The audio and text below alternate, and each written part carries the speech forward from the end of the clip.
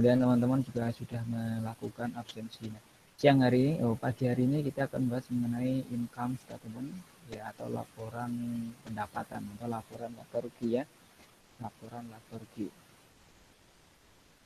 Ini saya berdasarkan buku yang di Keso ya. Kita lihat dulu nih. Jadi tujuan kita pada pagi hari ini adalah kita melihat kegunaan dari laporan laba rugi, ya. Kemudian ada laporan laba rugi komprehensif, kemudian menyusun bagaimana laporan laba rugi komprehensif bentuk tunggal maupun ganda. Kemudian keunggulan keduanya itu seperti apa. Kemudian menjelaskan pengungkapan yang diperlukan terkait dengan laporan laba rugi komprehensif. Kemudian bagaimana menyajikan informasi operasi yang dihentikan. Jadi misalnya ada perusahaan memiliki operasi kemudian berhenti, bagaimana cara melaporkannya. Kemudian yang terakhir menjelaskan informasi terkandung dengan laporan perusahaan ekuitas. Ini kayaknya nomor 6 tidak ikut ya. Jadi kita hanya fokusnya ke 5. Ya, baik, kita langsung nih.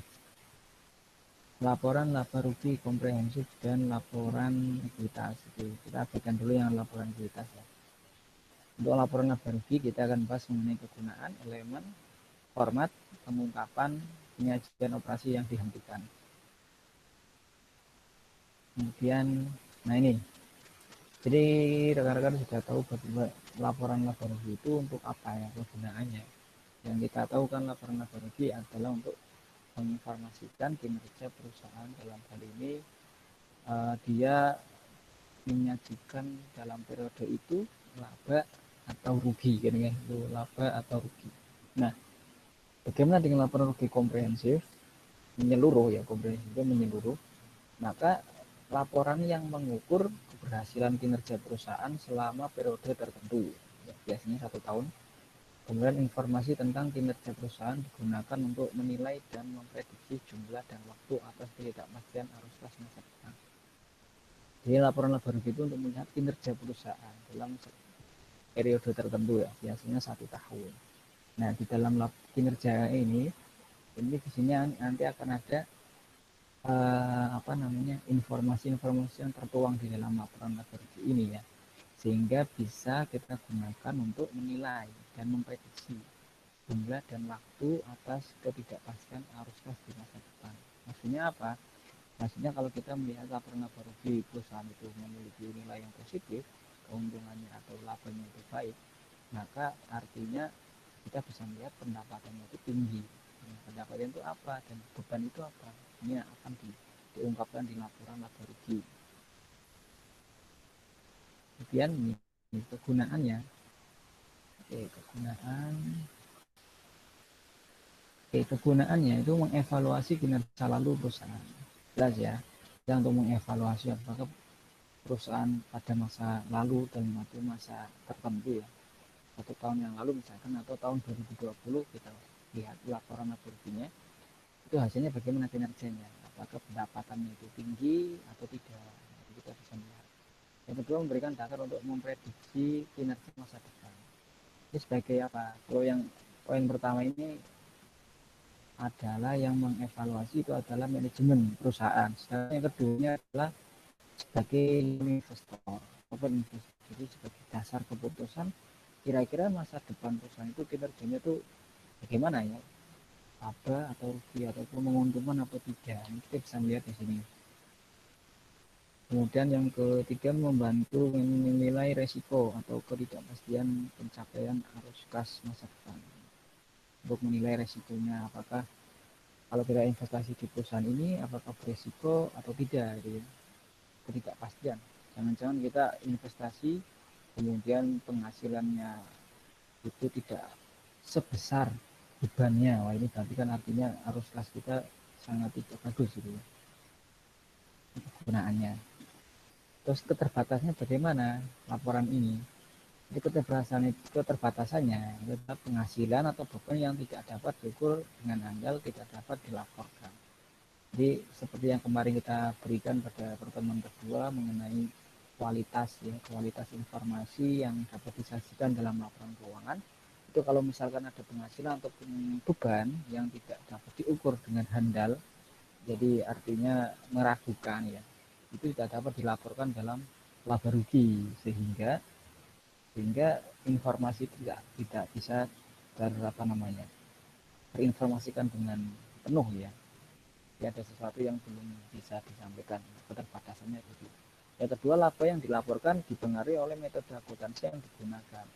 Jadi benar bahwa laba ini kan dipengaruhi oleh penghasilan dengan beban, di mana penghasilan beban ini perlakuannya itu kayak seperti kemarin kita sudah sampaikan, bagaimana cara kita mengakui pendapatan, bagaimana cara kita mengakui beban, itu tergantung dari metode akuntansi yang digunakan, tergantung dari kebijakan akuntansi yang diterapkan dalam perusahaan. Nah, sebuah kebijakan diambil itu tentu memiliki resiko dan memiliki tujuan tertentu ya, sehingga sehingga nanti akan muncul namanya manajemen laba. Nanti kalau di buku itu juga disampaikan bagaimana laba itu dimanajemen dengan baik ya, apakah itu menguntungkan atau merugikan, ada plus minusnya di dalam manajemen laba. Kemudian yang ketiga, pengukuran penghasilan dan beban laba melibatkan pertimbangan manajemen. Jadi artinya tadi yang kita sampaikan, dalam mengukur, mengakui penghasilan dan mengakui beban ini melibatkan pertimbangan manajemen. Jadi manajemen yang memberikan kebijakan tadi mengambil kebijakan, maka dia akan berpengaruh sekali dalam menentukan penghasilan dan bebannya diakui seperti apa. Ya, ini nanti sebuah keterbatasan ya, sebuah kekurangan ya. Tetapi tentu ini suatu hal pasti ada keuntungan dan kelebihan. Nah, kita sebisa mungkin mengurangi keterbatasan ini. Kemudian selanjutnya ini kualitas laba. Jadi tadi bahwa di slide tadi mengatakan bahwa laba ini ditentukan oleh kebijakan manajemen dalam menggunakan metode akuntansi. Sehingga di dalam akuntansi nanti akan muncul lagi ilmu baru ya, atau cabang baru namanya manajemen laba. Dan bagaimana perusahaan memanage sebuah laba itu agar mencapai target tertentu. Jadi perusahaan memiliki insentif untuk melakukan manajemen laba agar mencapai target laba tertentu. Nah, untuk apa? Untuk memenuhi ekspektasi investor atau kreditor agar dinilai baik, untuk menaikkan nilai kompensasinya. Jadi bahwa perusahaan itu kan tujuan utama itu mencari keuntungan, mencari laba. Nah, gimana laba itu dapat di-manage, dapat diatur ya, diolah supaya apa? Supaya memenuhi target tertentu. Antara lain adalah untuk memenuhi ekspektasi investor atau kreditor. Apa ekspektasinya? Pasti investor dan kreditor itu berekspektasi bahwa labanya itu tinggi. Karena dengan begitu maka kinerjanya itu baik, maka uang yang mereka investasikan, uang yang mereka pinjamkan itu dapat kembali, dapat dibayarkan ya, dapat dikembalikan dengan beserta dengan bunganya, beserta dengan keuntungannya. Itu ekspektasinya. Kemudian yang kedua, menaikkan nilai kompensasi manajemen. Jadi semakin tinggi laba perusahaan itu, maka manajemen itu akan mendapatkan nilai kompensasi yang lebih tinggi. Akan mendapatkan tunjangan, akan mendapatkan misalnya bonus ya, bonus apa perusahaan. Biasanya kalau perusahaan itu keuntungannya tinggi, maka manajemen ini akan mendapatkan bonus tambahan sebagai bentuk dari penghargaan kepada mereka. Nah, ini dilemanya adalah biasanya manajemen itu mengotak-atik laporan, mengakui pendapatan dan mengakui bebannya itu supaya labanya itu terlihat lebih bagus. Padahal ya itu sangat satu sisi itu mungkin memenuhi target tertentu, tapi sisi lain itu sebenarnya menyesatkan informasi karena itu mengungkapkan sebuah informasi yang belum tentu kebenarannya, tapi sebenarnya itu dapat diperoleh. Karena di sini maksudnya adalah mengolah laba supaya laba itu tidak terlalu tinggi dan tidak terlalu rendah, sehingga nanti perusahaan itu memiliki tren labanya itu naik terus. Jadi dari periode 1, kedua dan seterusnya itu labanya itu naik, artinya itu kinerjanya itu bagus, naik. Tapi kalau labanya itu tidak dimanage, nanti bisa saja naik turun tidak teratur, kadang tinggi sekali, kadang rendah sekali, itu nanti tidak sesuai dengan target atau tidak sesuai dengan kenormalan sebuah manajemen. Makanya manajemen laba itu diperlukan, tetapi dari sisi lain yang menghantui dalam hal ini dapat menjadi kelemahan dari akuntansi itu sendiri. Nah, kualitas laba menjadi sangat penting karena dapat dipengaruhi oleh manajemen laba. Manajemen laba dapat merusak informasi yang dihasilkan laporan keuangan dan menjadi informasi yang menyesatkan. Kualitas laba yang rendah akan merusak kepercayaan investor terhadap informasi yang disajikan. Ini tadi ya, sudah ya. Oke, kemudian bagaimana dengan laba rugi komprehensif?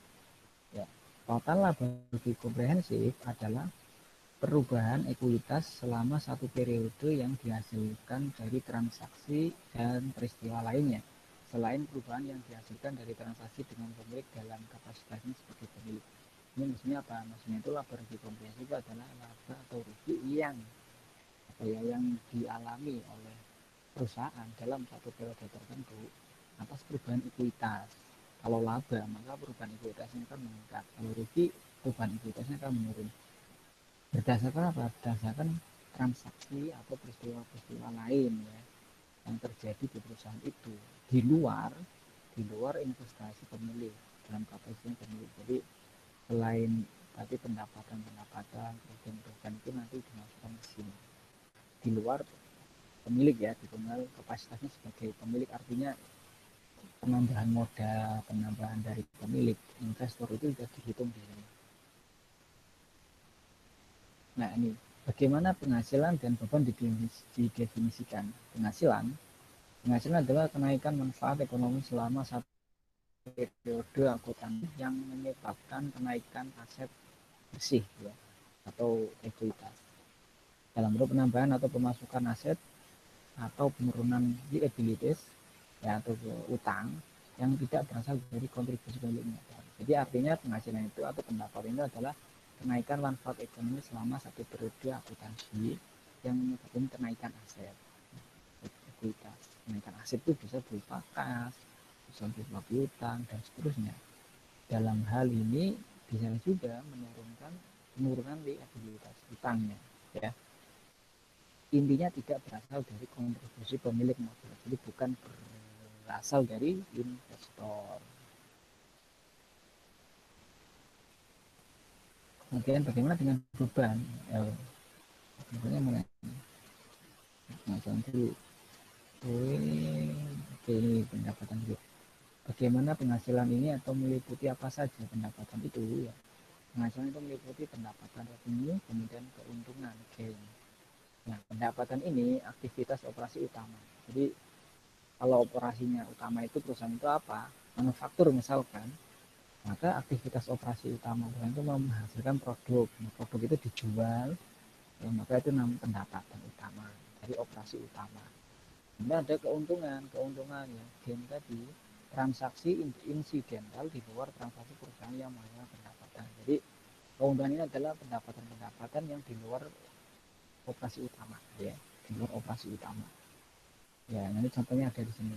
Nih, aku untuk pendapatan misalkan penjualan, ya, pendapatan jasa, pendapatan bunga, pendapatan dividen, pendapatan sewa. Ini adalah aktivitas ataupun pendapatan di dalam operasi utama perusahaan. Sedangkan keuntungan itu antara lain misalkan keuntungan dari pelepasan aset tetap. Sedangkan aset tetap kita ada yang dijual, harga belinya hanya 5 miliar, dijual 5 miliar, ada keuntungan misalkan. Itu adalah keuntungannya, akan menambah penghasilan ya. Atau keuntungan yang belum terrealisasi dari efek tersedia untuk dijual. Jadi misalkan kita punya efek ya, kita punya apa namanya yang dapat dijual tapi belum terrealisasi, ada keuntungan yang dijual, ada keuntungan yang akan kita terima jika itu dijual tapi belum direalisasikan, itu bisa menjadi keuntungan. Kemudian bagaimana dengan beban? Beban adalah penurunan. Jadi bedanya tadi kalau pendapatan itu penaikan atau peningkatan, kalau beban itu penurunan, kebalikannya. Sama, penurunan manfaat ekonomi selama satu periode akuntansi yang menyebabkan penurunan aset bersih ya, dalam bentuk arus kas keluar atau berkurangnya aset atau bertambahnya utang. Jadi kebalikan pendapatan ya. Kalau itu penurunan manfaat ekonomi dalam satu periode, kemudian bisa saja itu kasnya keluar atau asetnya yang berkurang, atau juga utangnya untuk keluar, kontribusi pemilik dalam hal ini tambahan investor. Kemudian unsurnya apa saja? Beban itu meliputi beban atau expense dan kerugian atau loss. Ya, tadi ya sama ya. Beban itu aktivitas operasi utama perusahaan. Contohnya ini beban pokok jual, beban depresiasi, dan bunga, ya, dan sewa, dan gaji misalnya. Kerugian itu transaksi fisik di luar transaksi perusahaan. Kerugian ya tadi sama. Jadi kalau kita selisih melepaskan aset, misalkan kita melepaskan aset, menjual aset tapi harganya lebih rendah, nanti kita rugi. Kita melepaskan efek, harganya lebih rendah, maka kita rugi. Nah itu nanti masuk ke kerugian ini. Ya jelas ya. Kemudian laba rugi, ini komponen laba rugi. Laba rugi dibagi menjadi dua, ada dua komponen. Komponen laba rugi yaitu total pendapatan dikurangi beban yang tidak termasuk dalam komponen pendapatan komprehensif. Nah, jadi laba rugi itu nanti pendapatan dikurangi beban di luar pendapatan komprehensif. Kemudian yang kedua, komponen pendapatan komprehensif lain, yaitu apa? Isinya adalah pos-pos pendapatan ya, atau sumber-sumber pendapatan dan beban yang tidak diakui di dalam laba rugi, bagaimana disyaratkan dalam SHK lainnya. Jadi nanti di laba rugi komprehensif itu ada laporan laba rugi laporan laba rugi, kemudian di bawahnya akan ada penambahan komprehensif, yaitu apa? Laba rugi yang tidak diakui dalam laporan laba rugi tapi disyaratkan dalam SHK. Apa saja itu? Kita lihat next selanjutnya. Nih, komponen pendapatan komprehensif lainnya antara lain perubahan dalam surplus revaluasi aset tetap dan aset tak berwujud. Apa itu? Selisih antara revaluasi dengan nilai tercatat aset tetap berwujud maupun tak berwujud. Jadi misalkan kita punya aset tetap, nilai yang nilai yang dicatat ya, misalkan kita punya tanah yang dicatat 5 miliar misalkan.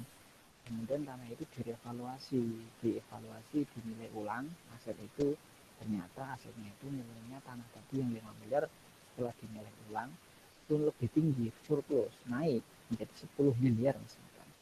Nah ini kan perbedaan nilai ini kan menjadi selisih. Kemudian ini sebenarnya tidak boleh dicatat dalam laporan laba rugi karena ini sifatnya itu adalah manajemen ya, sifatnya itu manajemen. Jadi kapan kita harus mengakui itu, kapan kita mengakui dan ataupun tidak, itu tergantung manajemen ya. Makanya tadi dikatakan tidak diakui dalam laporan laba rugi, tetapi hanya dimasukkan ke laporan laba rugi komprehensif, yaitu diletakkan di bagian bawah, akan dicatat sebagai pendapatan komprehensif lainnya. Ya, pendapatan komprehensif lainnya. Yang kedua, keuntungan dan kerugian aktuarisasi atas program manfaat pasti yang diakui. Terdiri atas penyesuaian akibat perbedaan antara asumsi aktuarial dan kenyataan. Jadi misalkan asumsi kenyataan dengan dicapai itu berbeda.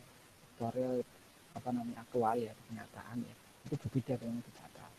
Kemudian dampak perubahan asumsi aktuarial, jadi ada dampaknya perbedaan ini ya, kenyataan dan yang satu berbeda sehingga ada dampaknya. Nah, ini yang tidak diperbolehkan ataupun dicatat ke dalam komprehensif lainnya, pendapatan komprehensif lainnya. Kemudian komponen antara lain keuntungan dan kerugian yang ditimbulkan dari penjabaran laporan keuangan dari entitas asing ya. Jadi misalkan ada laporan keuangan yang dijabarkan dengan entitas asing, ada tambahan dari luar negeri misalkan, dia punya entitas yang lain misalkan. Kemudian yang keempat, bagian efektif dari keuntungan dan kerugian instrumen lindung nilai dalam rangka lindung nilai. Setelah ini ada asuransi ya, nilainya maksudnya asuransi. Jadi kerugian ataupun keuntungan dari nilai asuransi ini tidak dapat dimasukkan ke dalam komprehensif lainnya mahasiswa. Ada 4. Kemudian kelima, keuntungan dan kerugian atas pengukuran kembali aset keuangan yang dikategorikan sebagai tersedia untuk dijual. Jadi kalau ada aset kita yang akan dijual dan siap untuk dijual, kemudian ada keuntungan dan kerugian, maka kita dimasukkan.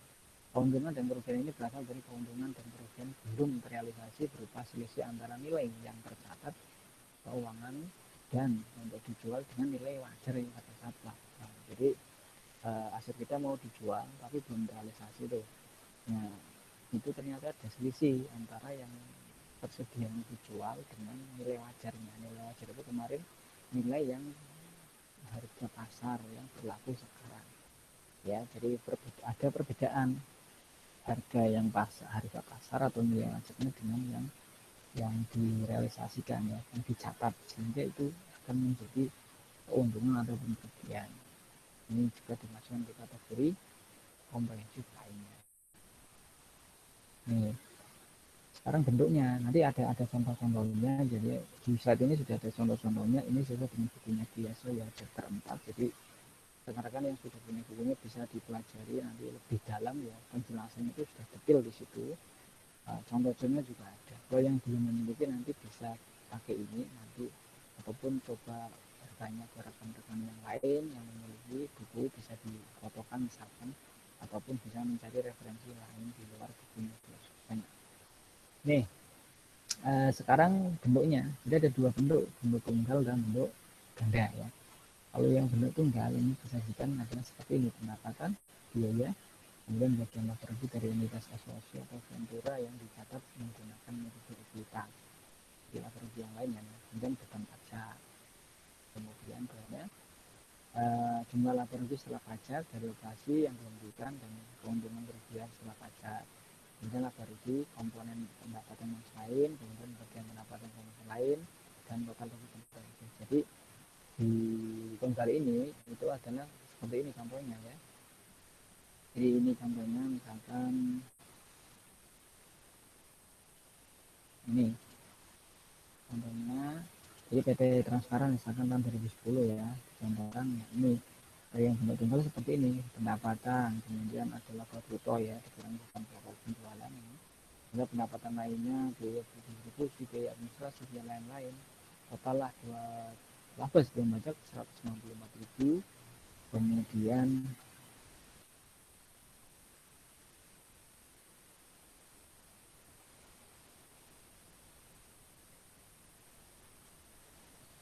kemudian lakukan penghasilan, maka ketemu laba tahun berjalan atau laba setelah pajak.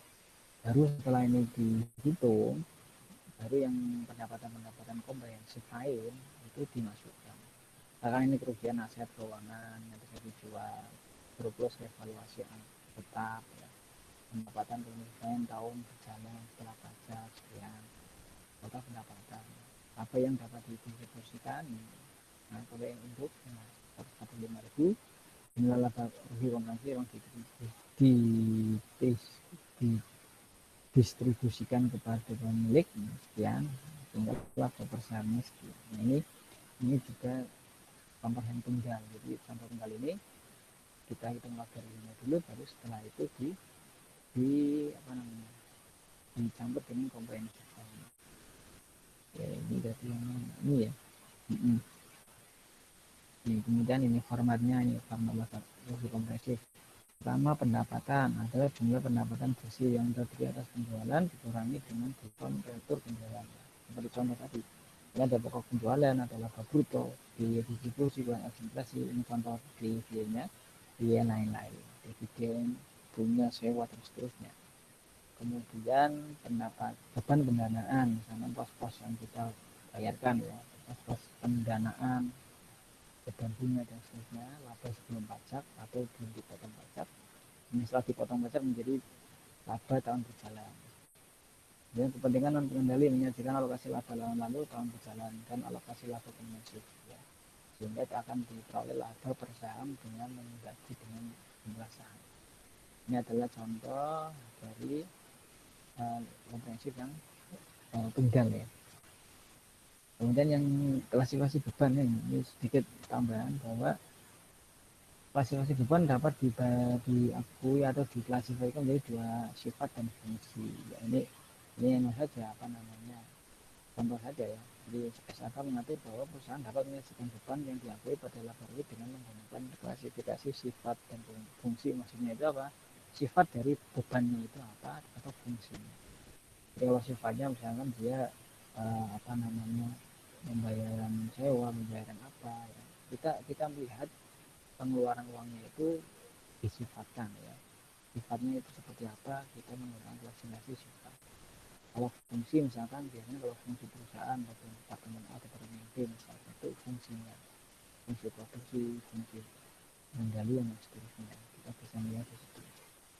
Nah ini kita bisa melihat contoh penyajian beban berdasarkan sifat.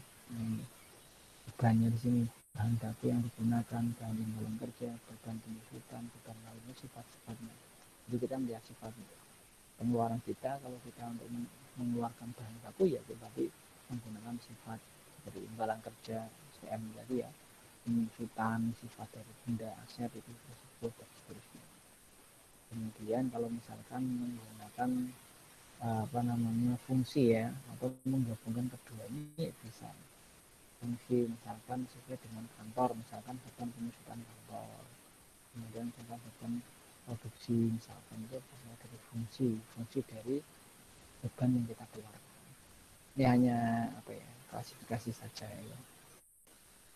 Kemudian nah sekarang yang bentuk ganda. Laporan laboratorium komprehensif bentuk ganda itu terdiri dari dua laporan. Laporan pertama yaitu laporan laboratorium periode berjalan, dan laporan kedua adalah laporan laboratorium komprehensif yang berisi laboratorium periode berjalan dan pendapatan komprehensif lainnya. Jadi apa itu? Kita lihat nih. Aspeknya sama kayak tadi yang bentuk tunggal ya, sama. Yang pertama pendapatan, biaya pendanaan, yang ketiga ini bagian laboratorium. Ya kemudian beban pajak sama.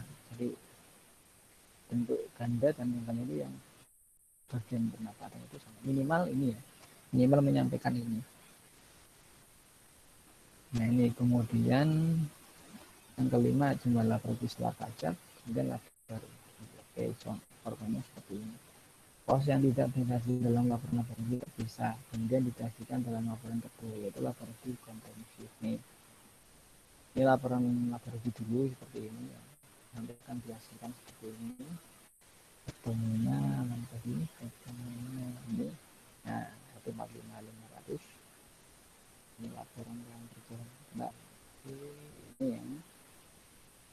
Nah, pos yang tidak dihasilkan dalam laporan laboratorium terpisah kemudian dihasilkan dalam laporan kedua. Jadi laporannya dua. Kalau yang tunggal tadi dia dijadikan satu laporan ya. Yang atas itu untuk laporan laboratorium, yang bawah untuk laporan komprehensif tadi. Kemudian kalau yang ganda itu berarti dia memiliki dua laporan. Yang pertama laporan laboratorium yang seperti ini, yang tidak termasuk yang komprehensif. Kemudian nanti laporan yang kedua itu laporan komprehensif. Ya. Jadi cuma bedanya adalah dipisah ya antara laporan laboratorium utama. Jadi laporan laba tahun berjalan ke atas ya, itu nanti dibuat satu laporan. Kemudian yang kedua adalah laporan yang ditambahkan dengan pendapatan komprehensif. Jadi dipisah, dua laporannya itu dipisah. Namanya ganda, nanti ada dua ya. Jelas ya itu ya. Sama, menyusunnya sama, hanya beda menyusun yang satu-satu. Jadikan satu, yang satu dibagi dua. Kita lihat ini bentuknya. Ini. Dalam menyajikan pendapatan komprehensif lain, perusahaan dapat menyajikan secara bersih dari dampak pajak terkait atau dalam jumlah kotor atau sebelum pajak, disertai dengan total pajak penghasilan yang terkait dengan seluruh komponen tersebut. Jadi maksudnya tadi ada pajaknya itu bisa dimasukkan sebelum atau sesudah pajak yang di sini. Nih, laba sebelum pajak dan laba setelah pajak. Tentu dampaknya akan berbeda ya. Nah, kalau kita menyajikan kalian pajak itu akan lebih baik. Nah, jadi kan laba bruto itu nanti yang akan dijadikan dasar untuk menghitung pajaknya, ya kan? Hingga nanti setelah pajaknya ditemukan berapa biayanya pajak, maka akan dikurangi sehingga akan menjadi laba bersih setelah pajak. Baru itu dapat dibagikan kepada investor. Ini kan kita lihat di sini.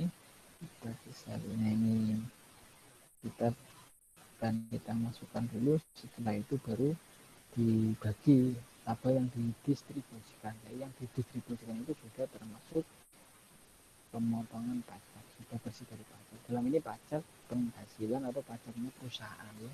Nanti ketika investor itu mendapatkan dividen itu sepertinya juga akan dipotong pajak lagi, tapi pajak yang dikenakan kepada investor itu bukan perusahaan. Oke. kemudian formatnya ini format sama ya tadi, berlaku bagi pemetaan apakah menyajikan secara bersih, gelap pajak atau secara kotor, maka pajak penghasilan terkait setiap komponen harus diungkapkan dalam catatan kesatuan keuangan. Nah, ini nanti juga harus dijelaskan dalam catatan laporan keuangan ya, tentang penyajian bersih setelah pajak atau neto ya, ataupun mau disajikan bruto misalnya. Nah ini perlakuan tidak ada di sini, contohnya seperti ini, calon dan setelah pajak 288 ya, diulangi ya. Oke. Kemudian ini mengenai reklasifikasi misalkan. Jika terdapat penyesuaian reklasifikasi dari komponen pendapatan komponen lain ke bagian laba rugi periode berjalan, maka penyesuaian tersebut juga disajikan. Jadi kalau misalkan kita sudah menyusun laporan keuangan, kemudian kita memasukkan sebuah pendapatan ke dalam pendapatan komprehensif lain, misalkan kayak tadi ada solusi jualan aset, pelepasan aset. Ternyata setelah direklasifikasi, diklasifikasi ulang, ternyata dia dimasukkan atau dikategorikan ke bagian laba rugi yang periode berjalan, maka penyesuaian itu harus disajikan juga. Penyesuaian reklasifikasi adalah jumlah yang direklasifikasikan ke laba rugi di periode berjalan yang sebelumnya diakui di pendapatan komprehensif lain pada periode berjalan dari periode sebelumnya. Berarti kalau ada reklasifikasi, jumlahnya diungkapkan juga, disajikan juga biar tidak terjadi kebingungan. Oke, ini contohnya reklasifikasi. Di sini kita coba. PT Akuntabel membeli investasi saham sebanyak 1.000 lembar pada tanggal 3 Desember 2008 dengan harga 1.500 per lembar dan mengklasifikasikannya sebagai investasi tersedia untuk dijual. Nah ini kan investasi tersedia untuk dijual, lalu masuk ke komprehensif lain. Nilai wajar aset investasi pada tanggal tersebut atau pada tahun setelahnya itu adalah 1.800 nilai wajarnya. Nilai belinya kan dari 1.500.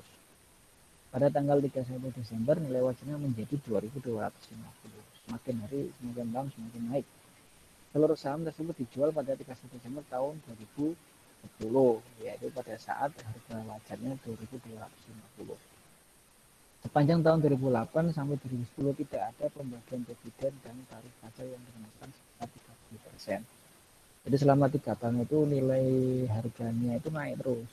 Padahal kita mencatat bahwa harga saham tersebut, investasi tersebut kita catat 1.500.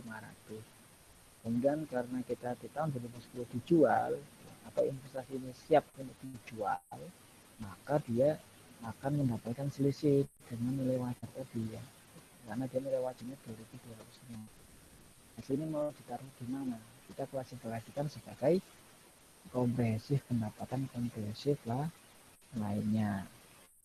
Ternyata yang kita lihat ini, kita lihat ya, perhitungan keuntungannya terus sebagai berikut. Keuntungan yang diakui sebelum pajak 300, 2010 450 ya. Kemudian pajaknya tadi 30% dengan dikalikan 30% sekian, sehingga setelah pajaknya adalah sekian. Ini 300 itu dari mana? 300 kita lihat, misalkan kita kalikan ya, tahun 2000 berapa ini?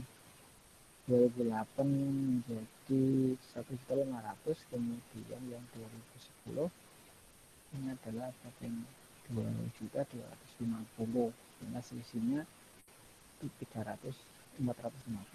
Kita kali di harga tahunnya dikali kemudian dikurangi dengan tahun 2008 ini ya.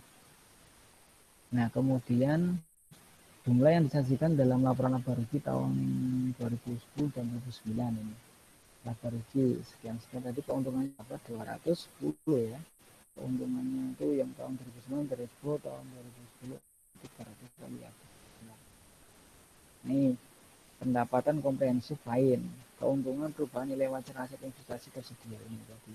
Jadi kita nanti tadi ada keuntungan tahun 2009 ada 210, 2010 ada 315 ya. Ini dimasukkan kepada klasifikasi pendapatan komprehensif lain, kita masukkan ke sini sehingga pada akhirnya keuntungan itu ketemu 315 dan 210. Nah ini kemudian ini kan karena ada reklasifikasi kan, ada di apa namanya diklasifikasi ulang, maka dari yang 315 nanti kita sesuaikan ini penyesuaian reklasifikasi yaitu 525 ya. Jadi dari 315 dan 210 kan 525, sehingga kita dimasukkan saja kembali keuntungan kerugian atau yang diakui pada pendapat sekali, sehingga akan mengurangi, sehingga keuntungan tetap 350. Ini nanti akan kita masukkan ke atas ya, ke sini. Nah ini penjualan investasi saham, keuntungan penjualan investasi saham bukan pasar penghasilan, keuntungan neto yang dulu laba. Jadi artinya tadi kan kita mengakuinya sebagai pendapatan pasif lain, tapi karena kita mengklasifikasi, mereklasifikasi, kita ubah menjadi pendapatan yang masuk ke dalam laba rugi ini, maka di laporan laba rugi kita sampaikan ini, kita masukkan, sebenarnya juga disebut, kemudian kita kurangkan, sehingga kita jelas, oh ternyata kalau yang ini kan nanti kan bernilai 0, karena ini sudah ditambah ada penambahan dan ada pengurangan, sedangkan yang di laba rugi menjadi nambah. Itu juga harus diungkapkan di dalam laporan komprehensif, juga ada reklasifikasi atau memindahkan ya dalam waktu itu. Kemudian pengungkapan minimum ini harus diungkapkan ya, di pos-posnya harus diungkapkan minimal ini pos penghasilan, beban yang berjumlah material dan sifat jumlah harus diungkapkan. Kemudian ini terdapat beberapa kondisi pengungkapan, antara lain terjadinya penurunan nilai persediaan, terjadinya nilai aset, pelepasan aset, pelepasan investasi, operasi yang dihentikan, penyelesaian penegakan hukum, pengembalian posisi, ini juga semuanya juga bisa diungkap di situ. Diungkapkan dalam laporan lagi. Nah ini contoh misalkan operasi yang dihentikan ya. Sekarang kita ke operasi yang dihentikan. Operasi yang dihentikan adalah komponen dalam perusahaan yang dilepas atau dimiliki untuk dijual. Biasanya merupakan lini bisnis terpisah yang memiliki lini usaha atau area bisnis. Yo tadi misalkan kita punya beberapa lini bisnis, kemudian dari bisnis lini tadi ya, yang terpisah-pisah tadi kita jual misalkan, karena area geografisnya terlalu jauh ataupun ada restrukturisasi perusahaan dan sebagainya, kita jual. Nah ini nanti bagaimana cara kita memasukkannya dalam laporan. Nah, yang kedua, bagian dari rencana tunggal berkoordinasi untuk melepaskan usaha. Ya, tadi ini akuisisi untuk dijual. Jadi artinya kalau perusahaan memiliki beberapa lini, kemudian dari lini tersebut akan dijual, akan diakuisisi, ya, akan atau mungkin menjadikan koordinasi jadikan satu tunggal, rencana tunggal atau induk saja. Jadi nanti kan ada namanya operasi yang dihentikan. Jadi misalkan posisi di lini A, lini B, lini C dihentikan. Nah ini bagaimana dengan laporannya yang seperti apa, kita lihat di sini.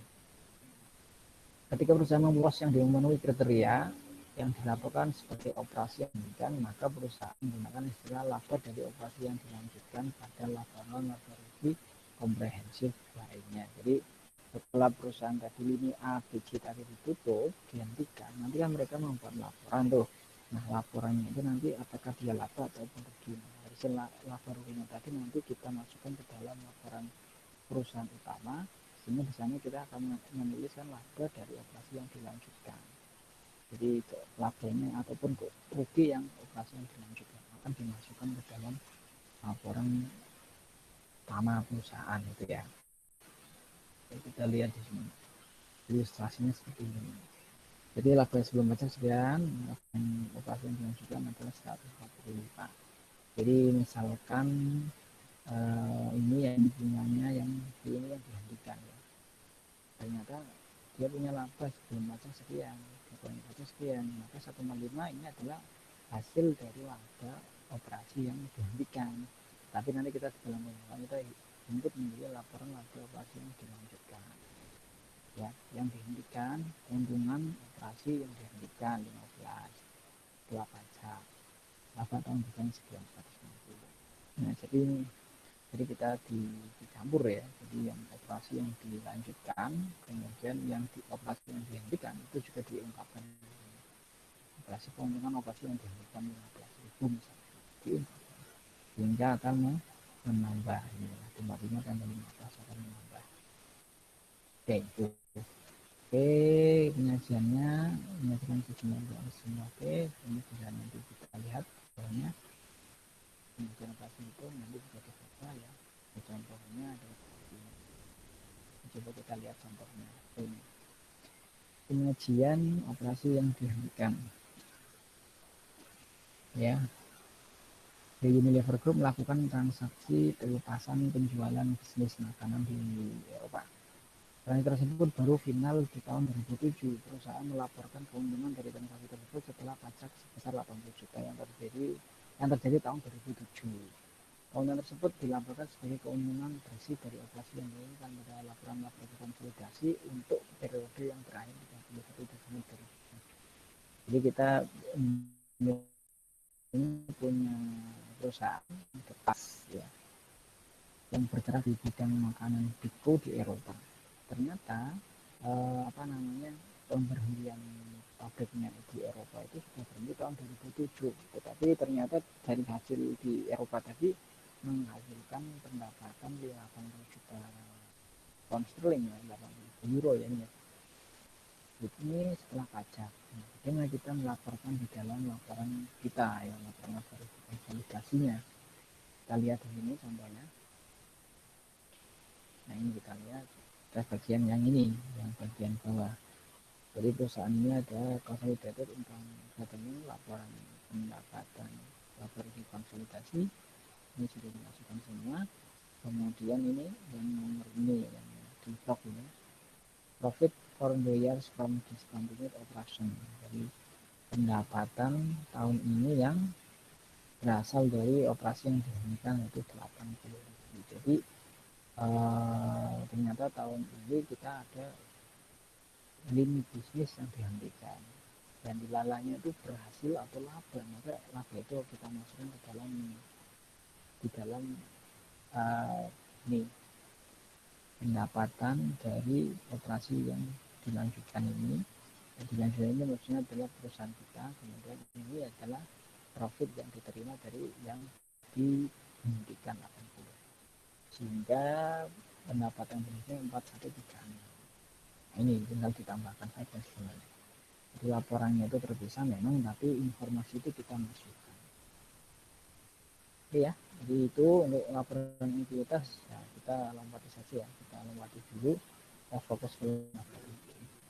Nah itu kurang lebih penjelasan dari kami. Sudah, ternyata lebih dari 40 menit ini kita sudah sampaikan. Nanti mungkin ada 1-2 yang